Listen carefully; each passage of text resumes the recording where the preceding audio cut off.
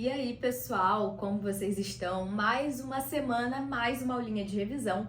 Hoje a gente vai falar sobre competência no processo penal. Vai ser uma aula bem breve, bem curtinha, só pra gente relembrar os principais pontos acerca da competência. A gente vai revisar aqui tudo que é mais importante para sua prova. Certo, galera? Agora a gente precisa começar essa aula trazendo um pouquinho do que é a jurisdição, antes da gente falar de fato da competência.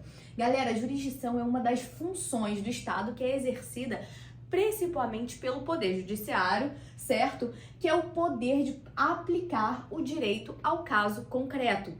É o poder, gente, falando de forma muito clara e muito direta de dizer o direito. Jurisdição, dizer o direito, certo? E é exercida principalmente pelo Poder Judiciário, beleza? É dizer o direito ao caso concreto, é uma das funções do Estado, certo?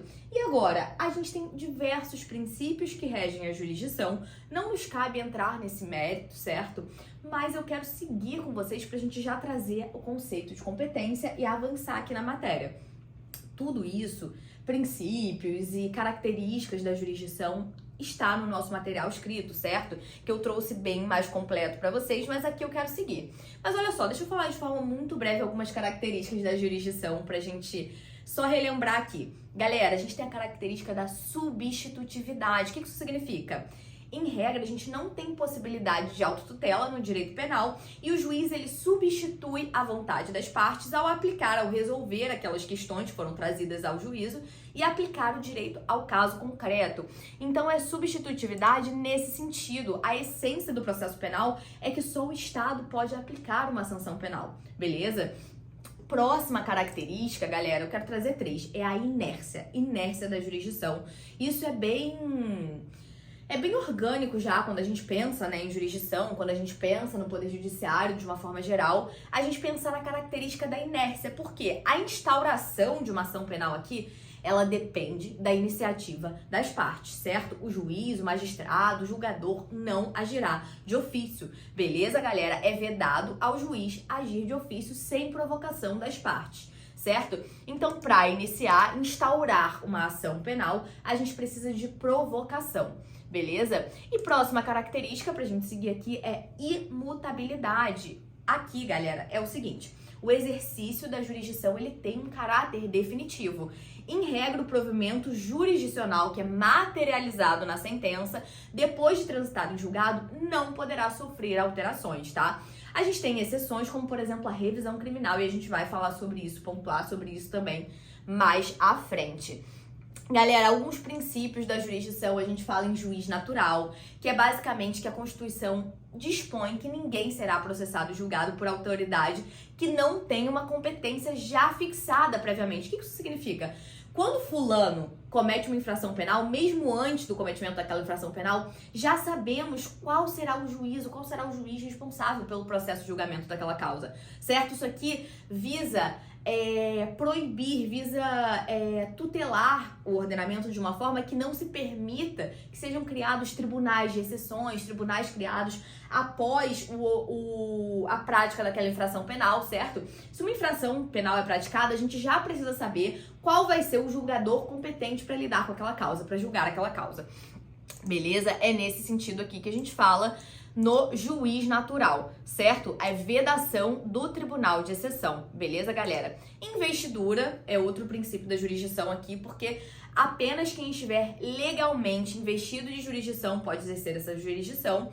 Inafastabilidade, porque o artigo 5º, inciso 35 da Constituição fala que a lei não excluirá da apreciação do Poder Judiciário lesão ou ameaça a direito, beleza? Indelegabilidade, porque não pode o julgador transferir esse poder jurisdicional. Inevitabilidade, galera, em que sentido que a gente fala inevitabilidade da jurisdição? As partes não podem recusar a atuação daquele magistrado, salvo nos casos de impedimento, nos casos de suspeição daquele julgador, beleza? Unidade, porque a jurisdição em si, ela é una e indivisível, beleza? A gente tem graus de especialização, a gente tem repartições que a gente vai aprender na competência, mas a jurisdição em si, ela é una e indivisível, certo? E também a doutrina traz o princípio da correlação, porque a sentença ela deve observar ela deve ter uma correspondência exata ao que foi trazido, narrado pelas partes, beleza? Na inicial acusatória. Galera, agora vamos lá. O que é? Eu já falei pra vocês que a jurisdição é uma das funções do Estado, que é o poder de dizer o direito. Jurisdição é dizer o direito, simples assim, e aplicar o direito ao caso concreto. Agora, o que é a competência? Galera, a competência é a delimitação dessa jurisdição. É como se a jurisdição fosse uma pizza e a competência fossem fatias dessa pizza, pra gente organizar melhor toda a estrutura do Estado, beleza? É nesse sentido. Galera, muito importante aqui em relação à competência, uma observação pra vocês, pra gente não ser atécnico, não falar errado, que poderia, assim, destruir vocês numa prova. Olha só quem tem competência é juiz, tá? A gente não fala que outras autoridades, só os julgadores, os magistrados que têm competência. A gente não fala que outras autoridades estatais têm competência, como por exemplo, a gente não pode falar, o delegado de polícia ele é competente para tal coisa. Não. As outras autoridades têm atribuição, mas competência a gente só fala em juiz, beleza, galera? É simples assim. Olha o que diz o artigo 69 aqui pra gente adentrar na matéria já. Olha o que diz o artigo 69 do CPP. Determinará a competência jurisdicional. Inciso 1º, o lugar da infração. Inciso 2º, o domicílio ou residência do réu. Inciso 3º, a natureza da infração. Inciso 4º, a distribuição. 5º, a conexão ou continência. 6º, a prevenção. E 7º, a prerrogativa de função. Galera, é o seguinte... Esses 3 primeiros, o lugar da infração, domicílio do réu, residência do réu, natureza da infração, esses 3 primeiros, isso. E o último, que é a prerrogativa de função, são de fato os definidores de competência. Porque quando a gente fala em distribuição, conexão, continência ou prevenção, na verdade, esses são os critérios aqui que vão alterar, modificar ou consolidar uma competência, mas eles não são critérios propriamente definidores de competência aqui. Beleza, galera? E outra coisa, antes da gente entrar, já li o artigo com vocês, antes da gente entrar no mérito de cada competência aqui, especificar melhor, é o seguinte, a doutrina, apesar de não haver previsão expressa de lei nesse sentido, a doutrina, inclusive eu estou usando aqui como base o manual do professor Renato Brasileiro, a doutrina, ela traz uma subdivisão entre competência absoluta ou relativa. Galera, isso é só pra gente entender um pouquinho melhor a matéria e se localizar melhor, mas isso aqui é só uma questão, uma construção doutrinária mesmo. A gente teria como competência absoluta a competência em razão da matéria, por prerrogativa de função e a competência funcional. E como competência relativa, a gente teria em razão do local, né, que é a competência ratione loci, territorial, competência por prevenção, que na verdade eu expliquei aquilo para vocês, que seria mais um critério de modificação, prorrogação ou de consolidação de competência, mas aqui a gente caracteriza como relativa, prevenção, distribuição e a conexão e continência, que a gente também vai abordar depois. Beleza, galera? Então a gente teria essas 3 competências absolutas aqui, matéria, prerrogativa de função e funcional, e a gente teria essas demais aqui como competências, hipóteses de competência relativa. Galera, nas hipóteses, na competência absoluta, predomina o interesse público, certo? E essas regras aqui têm origem em normas constitucionais. Essas competências que são absolutas, a origem dessas normas são constitucionais, beleza? Em contrapartida, galera, a competência relativa, a predominância é do interesse das partes e elas têm origem em normas infraconstitucionais, beleza, galera? Mas o que é muito importante aqui? No processo penal, diferente do processo civil, a gente não pode falar que a competência relativa também não tem um certo grau de interesse público, beleza? É por isso que a competência no processo penal, tanto absoluta quanto relativa, poderão ser reconhecidas de ofício pelo magistrado, beleza? Mas ainda assim a gente tem algumas distinções, olha só. Na competência absoluta, a consequência é que uma incompetência absoluta ela acarreta uma nulidade absoluta, beleza? E a gente tem algumas características que seriam: pode ser arguída a qualquer momento, enquanto não houver trânsito em julgado da sentença. E olha o que é muito importante aqui, galera, isso é importante demais, não se esqueçam disso. Até mesmo uma sentença absolutória proferida por juízo incompetente é capaz de transitar em julgado, produzir seus efeitos regulares, dentre eles impedir um novo processo pela mesma imputação. Galera, ou seja, Isso aqui é no seguinte sentido: a gente não admite reforma de uma decisão transitada em julgado pró-societate. O que isso significa? Contra o réu, beleza? Não admitimos revisão criminal contra o réu, certo? Por isso que aqui a gente fala, galera, uma sentença absolutória, mesmo que proferida por um juízo incompetente, ela é capaz sim de transitar em julgado, produzir seus efeitos regulares e principalmente, o principal efeito que a gente fala aqui, impedir um novo processo pela mesma imputação, ainda que o juízo tenha sido incompetente, beleza? Isso é super importante aqui. Outra consequência aqui de uma incompetência absoluta é que o prejuízo é presumido aqui, tá? E no que tange a competência relativa, quando a gente fala de incompetência, galera, no processo penal eu falei pra vocês, o juiz ele pode reconhecer de ofício, declarar de ofício, tá? Porque tem um interesse em qualquer instância que a gente pensar, em qualquer faceta aqui do direito processual penal de uma forma geral, a gente tem interesse público, a gente está lidando com liberdade, restringindo liberdade, lidando com bens jurídicos muito essenciais. O direito penal, o processual penal, realmente, assim, eles lidam com a parcela mais delicada da sociedade, do direito como um todo, certo? Por isso que a gente fala aqui que sempre haverá um interesse público, beleza? Mas não deixa de ter um caráter preponderantemente de interesse das partes, certo? E aqui, galera, ela deve ser arguída em momento oportuno, beleza? E olha só, o prejuízo ele deve ser comprovado aqui, beleza, pessoal? E a gente fala, já falei pra vocês, que essas aqui são as hipóteses de competência relativa, tá? Galera, agora vamos seguir aqui, eu quero trazer pra vocês o seguinte. Vou falar um pouquinho sobre cada competência e depois, de forma bem breve, e depois eu quero trazer pra vocês que isso aqui eu acho que é o que mais clareia essa matéria. As fixações, como é que a gente fixa a competência, certo? O manual do professor Renato Brasileiro, que eu tava falando pra vocês, é muito interessante, eu recomendo pra vocês, muita gente já me perguntou, eu já recomendei esse manual. Por quê? Porque ele traz de forma bem didática a organização da matéria pra gente conseguir se localizar, que eu sempre bato nessa tecla, que é muito importante saber onde estamos, certo? Então ele traz uma ordem aqui de forma muito clara que nos ajuda a entender melhor essa questão da competência. Porque, galera, a matéria de competência em si é uma matéria tranquila, tá? Tem muitas questões que a gente vai ver quando eu falar pra vocês de competência da Justiça Federal, de foro por prerrogativa de função, que na matéria de competência é mais assim, gravar mesmo o que tá escrito. Mas já adianto pra vocês que vocês olhando a matéria, entendendo o panorama geral, depois quando vocês lerem 1, 2, 3 vezes, ainda que vocês não saibam de cor falar, quem tem prerrogativa de função, onde é o foro de tal autoridade e blá blá blá, e gravar tudo isso, quando vocês baterem o olho numa questão escrita, vocês vão conseguir lembrar. Porque, assim, isso é muito importante vocês terem isso em mente. Estou fazendo uma pequena ressalva aqui pra gente lembrar disso.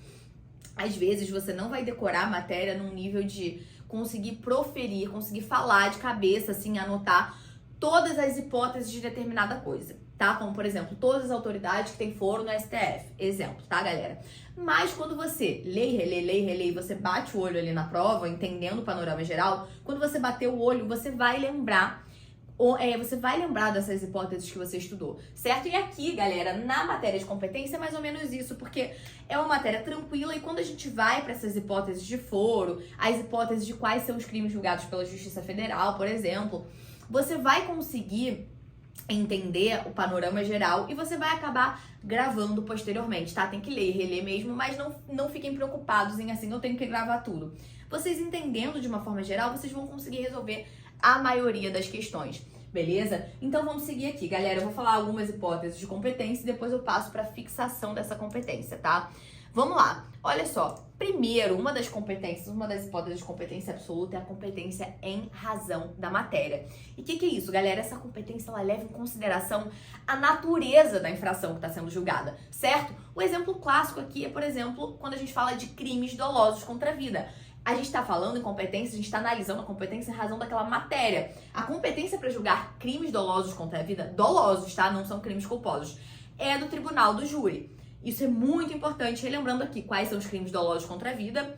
Dolosos: homicídio, infanticídio, aborto e instigação ao suicídio, beleza? Outras hipóteses aqui que a gente analisa a competência em razão da matéria é, por exemplo, quando a gente tem competência da justiça eleitoral. Galera, é muito importante que aos juízes eleitorais compete processar e julgar os crimes eleitorais e os comuns que lhes forem conexos, tá? Ela atrai essa competência, a não ser no caso do tribunal do júri. Crimes dolosos contra a vida conexos com crimes eleitoral, teremos cisão, repartição dessa competência, tá? Não será julgado o crime doloso contra a vida na justiça eleitoral. Mas, em regra, infrações comuns serão atraídas para essa justiça eleitoral, beleza? Outra hipótese que a gente fala aqui em razão da natureza, né, da infração, é quanto à caracterização de um crime militar, por exemplo, beleza? Que a gente tem tipificação no Código Penal Militar, a gente tem enquadramento na conduta nos artigos 9º e 10º do CPM, beleza, galera? E havendo conexão e continência entre crime militar e crime comum, deverá ser feita a cisão processual. Mesma situação que a gente tinha falado com vocês no que tange o júri com a justiça eleitoral. Galera, quando a gente fala em competência e razão da matéria, a gente analisa de uma forma macro aqui a justiça comum e a justiça especializada. Porque no direito brasileiro a gente tem uma grande divisão entre justiça especial e justiça comum. Dentro da justiça especial, o que a gente tem? A gente tem jurisdição especial, a justiça eleitoral e a justiça militar. Por quê? Justiça do trabalho não tem competência penal, competência criminal.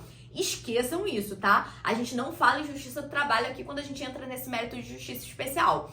Então, de uma forma geral, quando a gente está analisando a competência e razão da matéria, a gente olha para justiça comum e justiça especial. A gente precisa primeiro, a gente vai olhando se é competência da justiça especial. A gente tem competência da justiça eleitoral? Não. Tem competência da justiça militar? Não. Então, não é a competência da justiça especial, a gente passa para análise da justiça comum. Galera, quando a gente chega na justiça comum, a gente tem uma subdivisão entre justiça federal e estadual. Justiça federal não é justiça especial, tá? Tá dentro da justiça comum, certo? Só que entre a justiça federal e estadual, a gente tem uma relação de... como eu posso dizer? Uma relação de subsidiariedade, uma relação de... exclusão no que tange a competência da justiça estadual. Porque o que não for de competência da justiça federal, primeiro a gente analisa. É competência da justiça federal? Não. Se não for, residualmente, era isso que eu queria dizer, a palavra me fugiu. Residualmente será competente a justiça estadual comum, beleza, galera? É nisso que a gente fala aqui em competência em razão da matéria, a gente analisa isso. É justiça especial? É justiça comum? Dentro da justiça comum, primeiro, é justiça federal? Não, então é justiça estadual. Beleza, galera? É nesse sentido que a gente fala aqui em competência racione matéria, em razão da matéria, em razão da natureza daquela infração. Então, é crime eleitoral? Vai pra justiça eleitoral. É crime militar? Vai pra justiça militar. Não é? Então vamos lá pra justiça comum, tá? Na justiça comum, é de competência da justiça federal? Não. Então a gente vai pra competência da justiça estadual residualmente. Beleza, galera? É isso que a gente fala aqui. Eu fiz algumas ressalvas com vocês. O artigo 109 da Constituição versa sobre a competência da Justiça Federal, beleza? Leiam isso, é bem tranquilo. Isso aqui você acaba tendo que gravar mesmo. Mas olha só, a gente fala aqui que os crimes, o principal inciso aqui é o inciso 4º, que fala: será a competência da Justiça Federal, né? Aos juízes federais compete processar e julgar, inciso 4º. Os crimes políticos e as infrações praticadas em detrimento de bens, serviços ou interesse da União, de suas entidades autárquicas ou empresas públicas, excluídas as contravenções e ressalvada a competência da Justiça Militar e Eleitoral, que são as justiças especiais, certo? Galera, no que tange essa exclusão de contravenção, Justiça Federal não julga a contravenção penal. Só que a gente tem uma hipótese excepcional em que a gente poderia, sim, ter contravenções sendo julgadas pela Justiça Federal. Qual é essa hipótese, galera? É quando uma autoridade que tem foro por prerrogativa de função na Justiça Federal pratica uma contravenção. Nesse caso, uma contravenção penal poderá sim ser julgada pela Justiça Federal.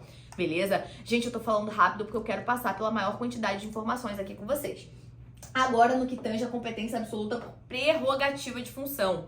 Galera, vamos lá. É aquela que leva em conta o cargo público ocupado por determinada pessoa, tá? Que cometeu aquela infração penal. E aqui, galera, nesse sentido, por conta dessa função que aquela autoridade ocupa, a gente teria o foro, a gente teria ela sendo julgada originariamente em um tribunal, por exemplo. Galera, olha o que diz o artigo 84 do CPP. A competência pela prerrogativa de função é do Supremo Tribunal Federal, do Superior Tribunal de Justiça, dos Tribunais Regionais Federais, dos Tribunais de Justiça dos Estados e do Distrito Federal, relativamente às pessoas que devam responder perante eles por crimes comum e crimes de responsabilidade. A gente tem essa distinção entre crimes comuns e crimes de responsabilidade. Beleza, galera? Olha só, um exemplo aqui, eu deixei uma tabela bem completinha no nosso material escrito para vocês analisarem isso, sobre as competências por foro. Olha o que diz essa tabelinha aqui, eu vou ler um pouquinho sobre as infrações penais comuns. Quem tem foro por prerrogativa de função, ou seja, que será julgado por infrações penais comuns no STF, Presidente da República, Vice-Presidente da República, os membros do Congresso Nacional, ou seja, deputados federais e senadores, seus próprios ministros, Procurador-Geral da República, olha só, ministros de Estado, comandante da Marinha, do Exército, da Aeronáutica, membros dos tribunais superiores, chefes de missão diplomática. Galera, a gente tem várias hipóteses. Por exemplo, uma hipótese que é muito comum de ser cobrada é que o STJ julga por infrações penais comuns os governadores do estado. Beleza, galera? Então isso aqui a gente tem disposição, é só leitura de lei, tá? Falei pra vocês que a Justiça Federal não julga contravenção penal. Excepcionalmente poderemos ter quando for uma contravenção penal praticada por alguma autoridade que tenha foro por prerrogativa de função nessa Justiça Federal, tá? Galera, o que é muito importante? A prerrogativa de foro, ela subsiste, ela se aplica apenas para os crimes que tenham relação com o cargo ou com o mandato eletivo exercido, beleza? E olha só, uma vez finalizada a instrução processual e publicado o despacho de intimação das partes para apresentação de alegações ou memoriais, encerra-se a possibilidade de deslocamento de competência para julgamento, tá? Aí será competente aquele determinado tribunal, enfim, os STJ, STF, que seja para processo e julgamento daquela causa. Beleza, galera? Olha só, vamos lá. Competência funcional, seguindo aqui. Pessoal, ela se estabelece tendo como parâmetro a distribuição de tarefas entre órgãos dentro de uma mesma persecução penal, tá? A gente não confunde a competência funcional com prerrogativa por foro, tá? Com foro por prerrogativa de função, beleza? Aqui a gente fala, o parâmetro é uma distribuição de tarefas dentro dos órgãos de uma mesma persecução penal, beleza? Olha como é que a gente pode distribuir uns 3 subitens aqui para distribuir essa competência funcional. Primeiro, por fase do processo, o legislador ele pode pré-estabelecer órgãos distintos para fases específicas do processo, tá? É o que ocorre com a determinação de um juiz para o conhecimento, para a fase de conhecimento, e outro juiz para a fase de execução, beleza? É isso que a gente fala em fase do processo, que a gente subdivide aqui, por isso que a gente fala em funcional, tá? Outra hipótese aqui, objeto do juízo. Galera, que a gente pode parcelar em juízes distintos o objeto levado aos juízes para uma repartição de tarefas. Exemplo do júri. Os jurados têm uma competência e o juiz presidente tem outra competência. Beleza? A gente fala nessa repartição aqui. E por fim, no que tange o grau de jurisdição aqui dentro dessa competência absoluta funcional. Galera, grau de jurisdição, por quê? Aqui a gente tem uma competência funcional vertical. A gente fala no duplo grau de jurisdição, em recursos e etc, beleza? É nesse sentido, ao juiz de primeira instância cumpre julgar a causa, né, da proferência de sentença, e uma vez que as partes queiram recorrer, será a competência do tribunal julgar aquele recurso, beleza? A gente fala nesse duplo grau de jurisdição em competência funcional por grau de jurisdição, beleza? Agora, no que tange a competência relativa, eu já falei pra vocês que a gente tem a competência territorial, certo? Por prevenção, distribuição, conexão e continência. Galera, competência territorial, a gente tem algumas teorias que versam sobre isso. Olha só, aqui a gente fixa a competência a partir do lugar do crime, certo? E a gente tem 3 teorias para definir o lugar do crime, para fins de fixação do foro competente, tá? Mas eu já adianto para vocês que a gente adota a teoria do resultado, que é também chamada de teoria do evento. Ou seja, a competência territorial é fixada pelo local da consumação, certo? O CPP, no artigo 70, adota a teoria do resultado e considera que é competente, em regra, o juízo do lugar onde a infração se consumou. É diferente do que a gente viu lá no direito penal. Quando a gente fala de competência do lugar da infração, a gente fala em teoria da ubiquidade, que considera como lugar da infração tanto o lugar onde se consumou quanto o lugar da atividade em si. Beleza, galera? Mas aqui a regra no processo penal é que a competência é fixada pelo local da consumação, beleza? E olha só, quando o crime se consuma? O crime se consuma quando nele se reúnem todos os elementos previstos no tipo penal, beleza? Galera, excepcionalmente a gente adota para fixação de competência territorial a teoria da atividade. Olha só, aqui a gente enquadra, por exemplo, os crimes tentados, tá? E aí a gente leva em consideração o lugar do último ato executório, o último ato de execução, seja de ação ou omissão. E aqui a gente também aplica a teoria da atividade para os juizados especiais, beleza? Então a competência nesse caso é fixada pelo local do último ato de execução, beleza? A gente fala em teoria da atividade nesse sentido, e o GCRIM ele adota a teoria da atividade para fixar a competência, beleza? E teoria da ubiquidade é teoria mista, que aqui tanto faz o local da ação ou da omissão, a gente mescla as duas teorias anteriores e a gente considera o juízo competente o local da atividade ou do resultado. Também adotamos excepcionalmente essa teoria para crimes à distância, tá? Aqueles que têm sua execução iniciada em determinado país e terminada em outro, consumada em outro, beleza? Ou quando a gente tem uma incerteza do limite territorial entre duas ou mais jurisdições, tá? Incerteza de jurisdição, a gente também aplica essa teoria da ubiquidade, beleza? Galera, o que é muito importante aqui? Não tínhamos no processo penal, de uma forma geral, previsão de fixação de competência pelo domicílio da vítima, porque a gente vai ver que a gente tem pelo domicílio do réu. Mas olha só, a gente teve incluído pela lei, deixa eu ver aqui qual foi a lei, 14.155 de 2021, parágrafo 4º, no artigo 70 do CPP. Olha o que diz. Nos crimes previstos no artigo 171 do Código Penal, que é o estelionato, quando praticados mediante depósito, emissão de cheque sem suficiente provisão de fundo em poder do sacado ou com pagamento frustrado ou mediante transferência de valores, a competência será definida pelo local do domicílio da vítima e, em caso de pluralidade de vítimas, a competência firmar-se-á pela prevenção. Então, excepcionalmente, nessa hipótese, a gente tem possibilidade de fixação de competência pelo lugar, pelo domicílio da vítima, beleza? Isso é super novo e isso tem muita chance de cair na sua prova, tá, galera? Agora, no que tange o crime continuado permanente, olha o que diz o artigo 71. Tratando-se de infração continuada ou permanente praticada em território de duas ou mais jurisdições, a competência firmar-se-á pela prevenção. Eu vou ler o que é prevenção para vocês em breve. E no caso de crimes cometidos a bordo de embarcações ou aeronaves, eu quero que vocês leiam no nosso material, porque eu quero seguir com vocês. Certo, galera? Olha só, a gente também tem possibilidade de fixar a competência pelo domicílio do réu. A gente só utiliza essa regra se a gente não conseguir resolver com as teorias territoriais, beleza? Olha só, incerteza quanto ao lugar da infração. Caso não seja possível determinar o lugar da infração, a competência será fixada, firmada pelo domicílio ou residência do réu, certo? A gente fala aqui de foro supletivo subsidiário. Olha o que diz o artigo 72. Não sendo conhecido o lugar da infração, a competência regular-se-á pelo domicílio ou residência do réu. Parágrafo 1º. Se o réu tiver mais de uma residência, a competência firmar-se-á pela prevenção. Parágrafo 2º. Se o réu não tiver residência certa ou for ignorado seu paradeiro, será competente o juiz que primeiro tomar conhecimento do fato.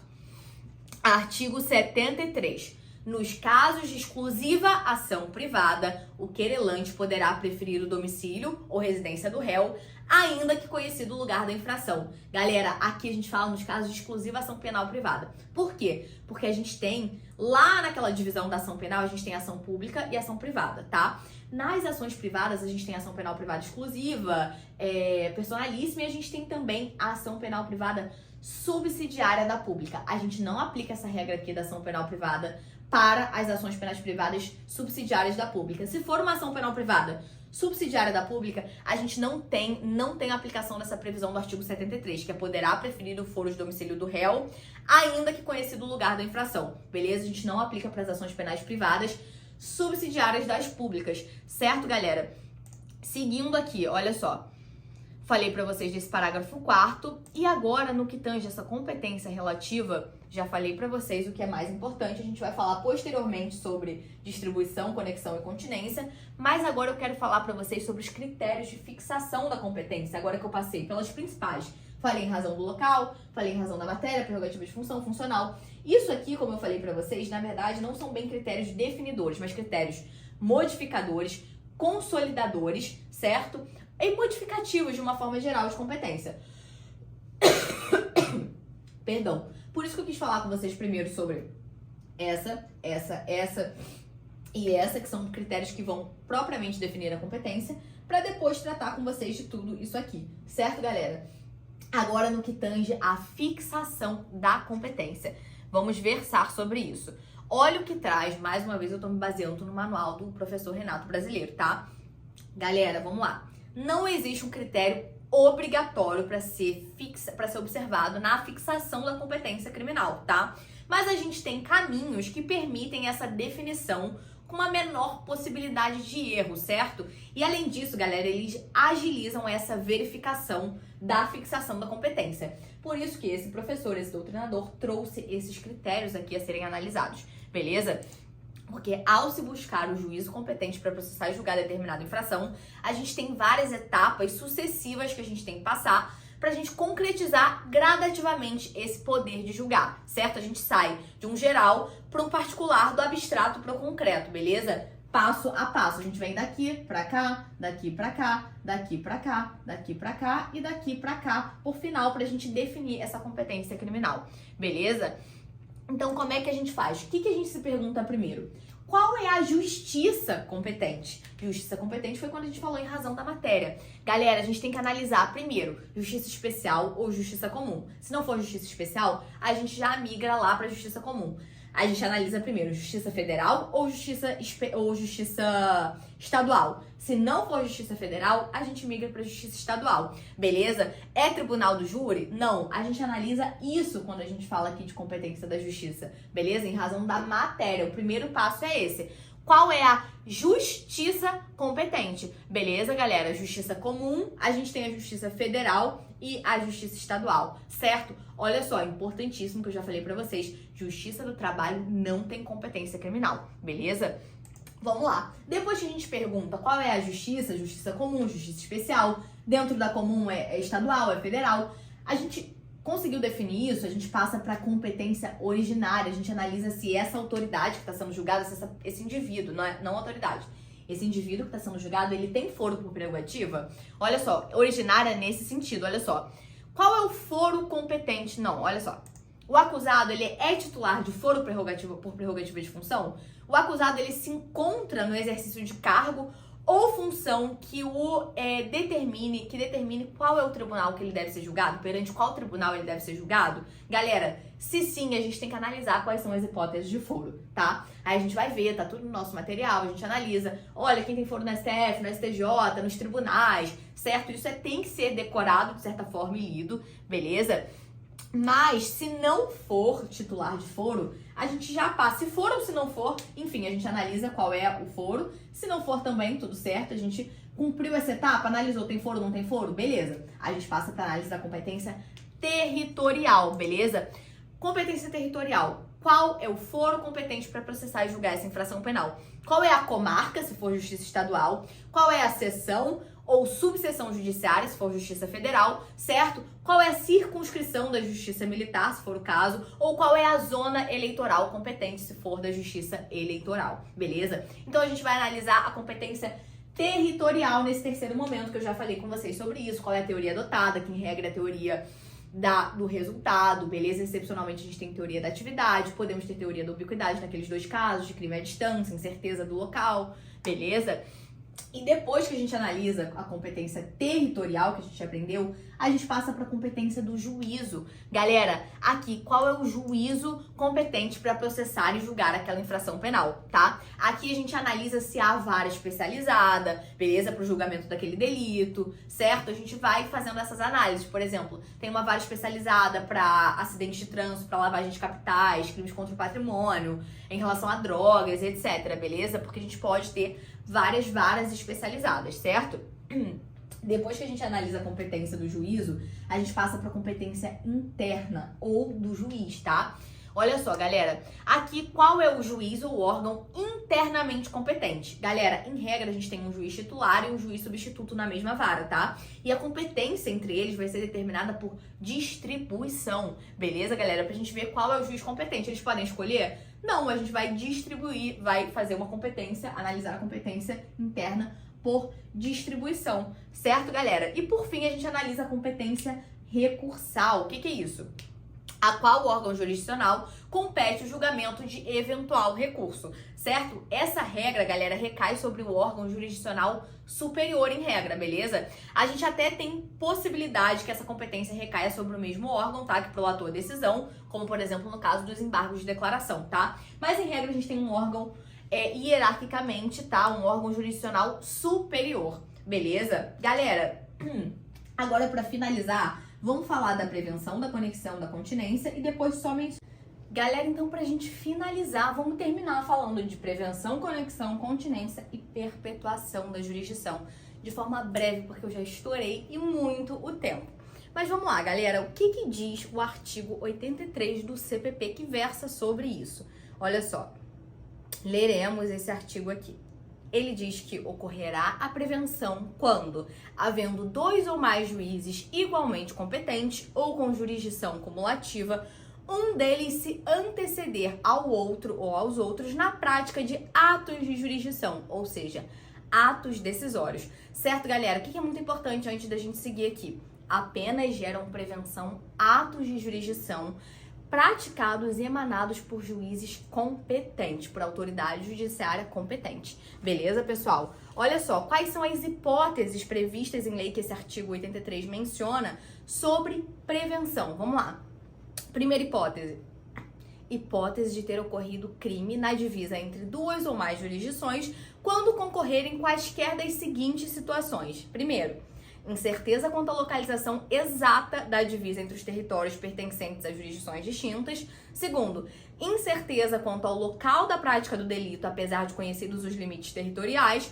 Terceiro, infração cuja prática alcança territórios pertencentes a jurisdições distintas.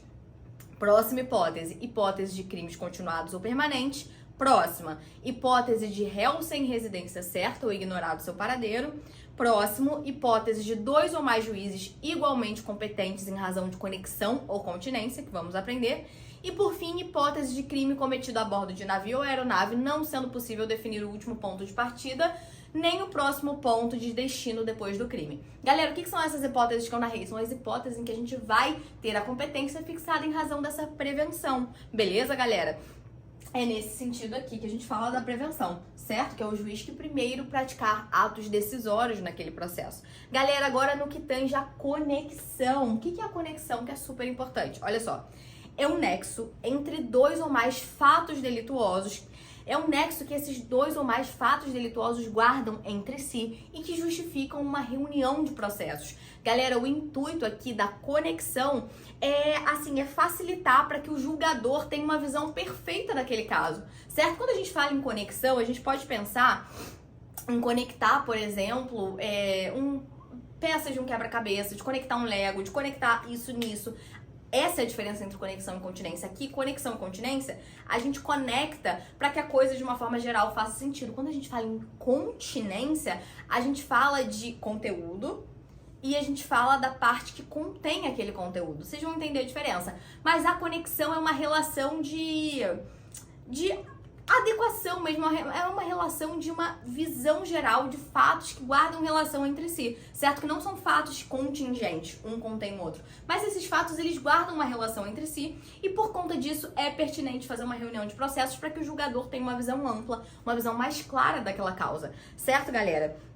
Ela é a dependência recíproca de 2 ou mais fatos delituosos, beleza? Olha o que diz o artigo 76 do CPP. A competência será determinada pela conexão, inciso 1, se ocorrendo 2 ou mais infrações houverem sido praticadas ao mesmo tempo por várias pessoas reunidas ou por várias pessoas em concurso, embora diverso tempo e o lugar, ou por várias pessoas umas contra as outras. A doutrina subdivide isso com nomenclaturas específicas, eu vou ler para vocês. Mas vamos terminar aqui o artigo. Inciso 2º, se, no mesmo caso, houverem sido praticadas para facilitar ou ocultar as outras, ou para conseguir impunidade ou vantagem em relação a qualquer delas. Inciso terceiro, quando a prova de uma infração ou de qualquer de suas circunstâncias elementares influir na prova de outra infração. Galera, então a gente fala, primeiro, conexão intersubjetiva, que envolve vários crimes e várias pessoas necessariamente, tá? E essa conexão intersubjetiva, ela pode ser intersubjetiva por simultaneidade. O que é isso? É quando a gente tem duas ou mais infrações praticadas ao mesmo tempo por pessoas diversas, de forma ocasional. Essa é a conexão intersubjetiva por simultaneidade ou intersubjetiva ocasional. Qual é o exemplo aqui? Diversos torcedores depredando um estádio ali pós-jogo, algo do gênero. A gente não tem um concurso de pessoas, é uma conexão ali de uma prática de infrações ocasional. Então é uma conexão intersubjetiva por simultaneidade ou intersubjetiva ocasional. Beleza? Essa é a primeira opção. Segunda, conexão intersubjetiva por concurso ou concursal. Galera, o nome já diz, é quando duas ou mais infrações tiverem sido cometidas por várias pessoas em concurso, ainda que em local diverso, de tempo e etc. Ainda que em tempo e local diversos. Beleza, galera? E por fim, a conexão intersubjetiva por reciprocidade, que ocorre quando duas ou mais infrações tiverem sido cometidas por diversas pessoas, umas contra as outras, uma contra a outra, beleza? Isso é conexão intersubjetiva por reciprocidade. E agora, galera, conexão objetiva. Deixa eu botar aqui, a gente tem subjetiva, né? Intersubjetiva e objetiva. Que letrinha, né? Mas vamos lá. Vamos lá. A conexão, ela pode ser objetiva, lógica, ou material, ou teleológica. Olha o que acontece. Isso é quando um crime é praticado para facilitar a execução de outro. Vamos lá. Primeiro, conexão objetiva teleológica. Galera, ocorre quando o fim visado para a prática de um delito é facilitar o cometimento de outros, tá? Galera, exemplo clássico, exemplo bem simples de entender.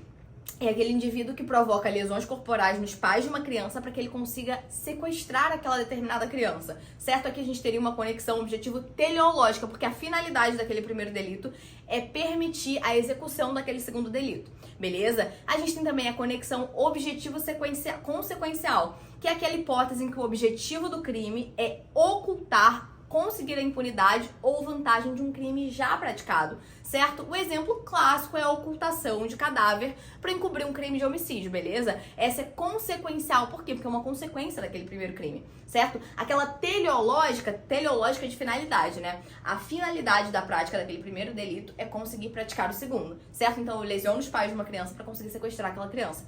Nesse segundo momento, que é a conexão objetivo-consequencial, o intuito aqui é justamente ocultar um primeiro delito, ficar impune ou ocultar a prática de uma infração penal já cometida, certo? É nisso que a gente fala em conexão objetiva consequencial. E galera, pra gente finalizar, conexão instrumental, probatória ou processual.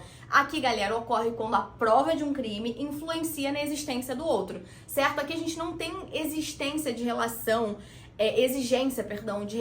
de tempo, de espaço entre os dois delitos, basta que a prova de um delito tenha a capacidade de influir na prova de outro. Beleza, galera? Simples assim. Então vamos seguir aqui pra gente finalizar, falar da continência. Galera, a relação aqui de continência é diferente da relação de conexão, porque na continência, eu vou dar um exemplo aqui pra vocês, que é quando a gente fala de duas pessoas, né? Uma das hipóteses de continência. São duas pessoas praticando um único crime. Vocês estão entendendo? Olha só, a gente contém essas duas pessoas dentro de uma infração penal. A gente não tem coisas conectadas, relacionadas, a gente tem uma continência. A gente tem uma relação de conteúdo e... me fugiu a palavra, mas a gente tem essa relação aqui de conteúdo, certo? Nesse sentido que a gente fala em continência. Galera, é um vínculo jurídico entre duas ou mais pessoas ou entre dois ou mais fatos delituosos, de forma análoga a um continente e conteúdo, beleza? De tal modo que o fato delitivo contém duas ou mais pessoas ou uma conduta humana contém dois ou mais fatos delitivos. Então, um fato delitivo contém duas ou mais pessoas ou uma conduta humana contém dois ou mais fatos delitivos. Olha os fatos delitivos aqui, fato delitivo e fato delitivo. Uma conduta humana contém. Ou então, um crime contém duas ou mais pessoas, ou uma pessoa contém dois ou mais crimes, beleza? É nessa ideia de continente conteúdo, beleza, galera? Me voltou a palavra agora. Olha o que diz aqui o artigo 77. A competência será determinada pela continência quando 2 ou mais pessoas forem acusadas pela mesma infração. Inciso 2º, no caso de uma infração cometida nas condições previstas no artigo 51, parágrafo 1º, 53, segunda parte, 54 do Código Penal. Galera, a gente tem continência por cumulação subjetiva, certo? Cumulação subjetiva ou continência subjetiva, que é quando 2 ou mais pessoas são acusadas pela prática da mesma infração penal. Essa seria a continência subjetiva, beleza? Por cumulação subjetiva. O exemplo, 2 pessoas que se reúnem para praticar um homicídio, certo, galera? E qual é a diferença entre essa continência aqui para conexão intersubjetiva? Galera, na conexão são vários crimes e várias pessoas, necessariamente, tá? E aqui são várias pessoas e um único crime. Não precisa ser 2, pode ser 3, 4. São várias pessoas e um único crime. Lá a gente tem uma pluralidade de pessoas e de crimes. Aqui a gente não tem pluralidade de pessoas e de crimes. Nessa continência que é subjetiva, a gente tem uma pluralidade de pessoas e um único delito. Beleza, galera? Agora, continência por cumulação objetiva. Aqui a gente tem uma só conduta que provoca 2 ou mais resultados lesivos, beleza, galera? Que é o que eu dei o exemplo aqui, é uma conduta causando 2 ou mais resultados lesivos, certo, pessoal? E olha só, ocorre nas hipóteses de concurso formal de crimes, de erro na execução, de aberratio delicti ou de resultado diverso do pretendido, certo? Eu não quero entrar nesse mérito com vocês, porque a gente já ultrapassou todos os limites aqui de tempo, então eu quero que vocês leiam, isso tudo tá no nosso material escrito, tá? Não deixem de acessar isso. Galera, e pra gente finalizar, quais são as regras aplicáveis à conexão e à continência? Vamos lá. Artigo 78 do CPP, estamos no finalzinho, é só isso aqui que eu quero ler pra vocês pra gente acabar. Olha só, na determinação da competência por conexão ou continência serão observadas as seguintes regras. Isso eu vou ler o artigo, mas está tudo bem destrinchado no nosso material. Tem ponto por ponto destrinchado no nosso material, tá? Vamos lá. Inciso 1º desse artigo. Quais são as regras, né, a serem observadas na competência por conexão e continência? Primeiro, no concurso entre a competência do júri e de outro órgão de jurisdição comum, prevalecerá a competência do júri. Importantíssimo, tá? Inciso 2º, no concurso de jurisdições da mesma categoria.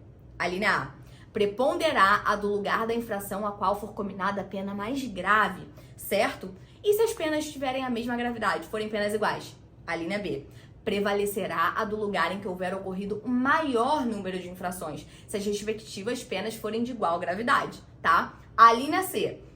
Firmar-se-á a competência pela prevenção nos outros casos, caso a gente tenha a mesma quantidade de infrações cometidas e a mesma gravidade, beleza? Agora olha o que diz o inciso 3º. No concurso de jurisdições de diversas categorias, predominará a de maior graduação, beleza? Inciso 4º. No concurso entre a jurisdição comum e a jurisdição especial, prevalecerá esta. A jurisdição especial prevalece, beleza, galera? Para essas regras de conexão e continência, certo? Galera, então era isso que eu queria falar com vocês. A última coisa que eu quero falar agora é em relação à perpetuação da jurisdição. A gente também tem hipóteses de separação do processo, separação obrigatória, que é no caso, por exemplo, de, olha só, a conexão e continência importarão, artigo 79, importarão unidade do processo de julgamento, salvo, inciso 1º, no concurso entre jurisdição comum e militar, inciso 2º, no concurso entre jurisdição comum e o juízo de menores, beleza? Parágrafo 1º, cessará em qualquer caso a unidade do processo se, em relação a algum corréu, sobrevier o caso previsto no artigo 152. O que fala o artigo 152? Doença mental. Beleza? Leiam isso. Parágrafo 2º, a unidade do processo não importará julgamento se houver corréu foragido que não possa ser julgado à revelia ou se ocorrer a hipótese do artigo 461. Galera, então nesse caso de concurso entre jurisdição comum e jurisdição militar, a gente tem uma cisão processual, beleza? Já falamos sobre isso. No concurso de jurisdição comum e juizados menores, juízo de menores, também temos cisão processual, certo, galera? Leiam tudo isso de forma bem tranquila, tá tudo bem organizado aqui no nosso material. A gente também tem uma separação facultativa de processo prevista no artigo 80 do CPP, que é quando as infrações tiverem sido praticadas em circunstâncias de tempo, de lugar diferente, ou quando o número excessivo de acusados e para não lhes prolongar a prisão provisória ou por outro motivo o juiz reportar conveniente a separação. Ou seja, tem muita gente, não tá ficando legal de julgar, tá ficando mais complicado, não tá fazendo sentido, porque a razão de ser da conexão e da continência é facilitar o julgamento, certo? Então, quando não fizer sentido, a gente separa, tem essa separação facultativa, certo, galera? Seguindo aqui, por fim, perpetuação da jurisdição. O que é isso, pessoal? Olha só, a gente fala em perpetuação da jurisdição na ideia de que a competência adquirida por um juiz em razão da conexão de outras causas se perpetua e subsiste ainda que a lide que pertencia originariamente à sua competência e que atraiu seu poder de julgar o litígio desapareça por qualquer motivo. Ou seja, galera, se aquele juiz ele adquiriu uma competência em razão da conexão das causas, ainda que aquela causa que foi a razão de ser daquela conexão desapareça por algum motivo, aquele juiz seguirá sendo competente. É aqui que a gente fala em perpetuação da jurisdição. Beleza, galera? A gente tem também, que estão no nosso material, hipóteses de conflito de competência. A gente fala de forma muito mais detalhada sobre tudo isso. Galera, me perdoem porque eu, estourei muito o prazo da nossa aula de revisão hoje. Mas eu não quis deixar nada de fora. Eu fiz um esqueminha diferente na nossa aula de hoje, certo? Eu achei que era imprescindível trazer todos esses pontos. Então não deu pra gente fazer a aula de sempre de 20 minutinhos. Essa aula realmente ultrapassou. Mas eu espero que vocês gostem. Acho que foi uma aula bem tranquila. Uma aula que deu pra gente resumir tudo de uma forma bem bacana. E eu espero vocês na nossa próxima aulinha de revisão. Espero que tenham gostado da aula de hoje. E é isso, galera. Semana que vem teremos outra. Vamos voltar a nossa aulinha e a gente se vê. Não deixem de baixar o material, que tem tudo isso de forma muito detalhada, tá, galera?